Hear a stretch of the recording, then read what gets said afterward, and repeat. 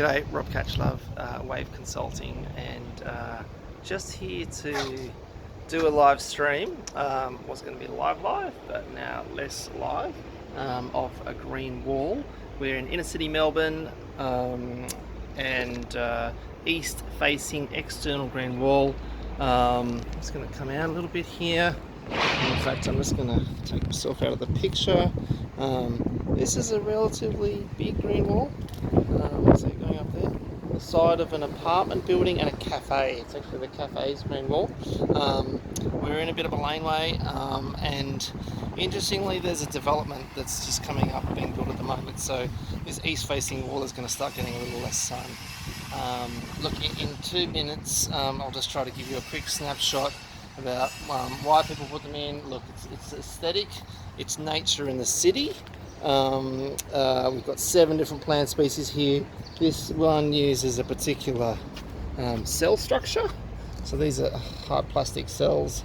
You can see the modular system, one fits onto another one. Little gaps here where you can thread your irrigation through. This one uses potable water. Obviously there's a lot of opportunities to use not just potable water, but stormwater. Even recycled groundwater has been trialled with the universities. Critical is soil. A green facade would have just soil at the bottom on the ground here, and it would allow the plants to grow up on the wall. We call that a green facade. But if it's a green wall, it would have pockets of soil as we go up.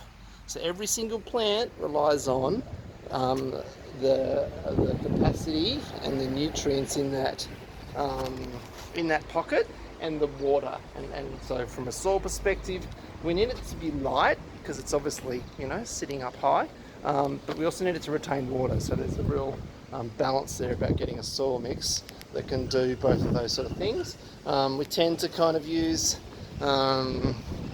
succulents. There's some succulents at the very top, just up around here. No, I'll go that side. They're not growing, they don't grow as fast. So you can see that the area that's got the least vegetation on it is actually where the succulents are planted. But we've got some daisies, myporum, which kind of falls, cascades down. These are all selected, I guess, because of the fact that we knew it was east facing, so different orientation with different plants.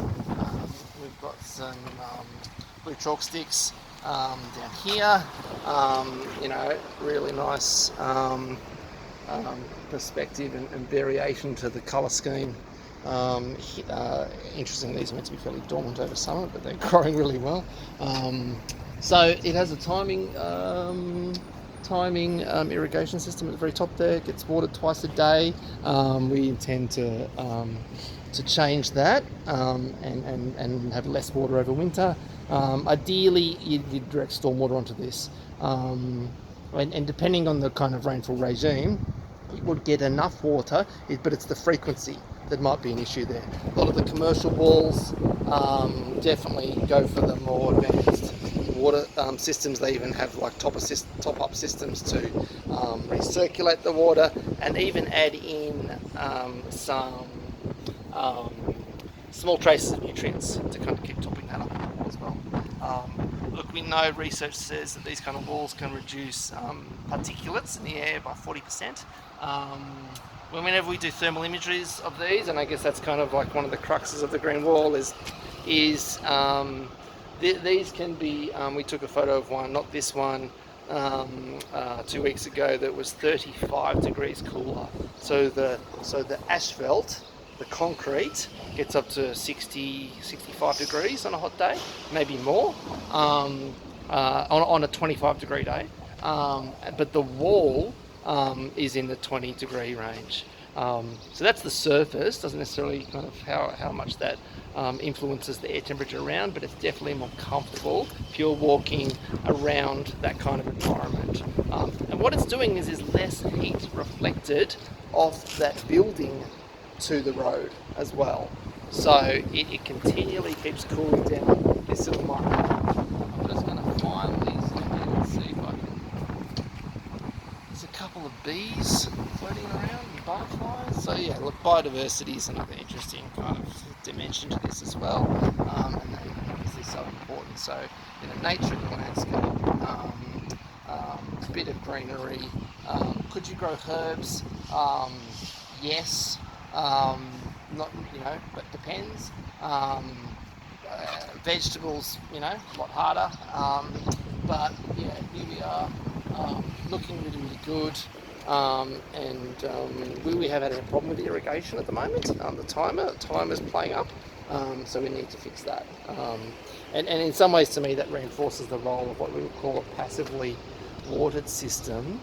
That these kind of little electronics, it's got a battery up high to control that irrigation. That would not matter if we're getting passively watered systems. So therefore, no mechanics, no electricity, no pumping required.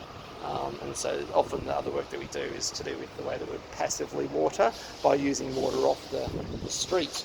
And hence obviously no issues in terms of batteries and pumping and irrigation systems.